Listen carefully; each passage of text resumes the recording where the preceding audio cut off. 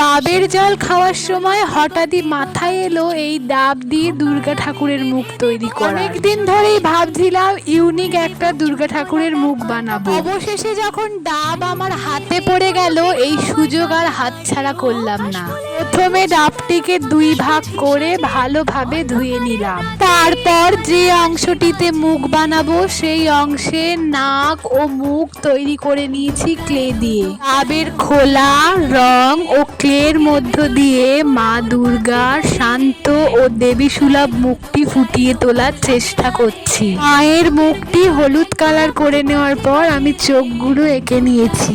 মায়ের এই টানা চোখ মুখটিকে আরো সুন্দর করে তুলেছে। মায়ের এই মুখটি যেন প্রকৃতির সাথে শিল্প আর ভক্তির এক মেলবন্ধন হয়ে উঠেছে। ডাব দিয়ে বানানো মায়ের এই মুখটি কেমন হয়েছে তোমরাই জানিও। জয় মা দুর্গতি নাশিনী।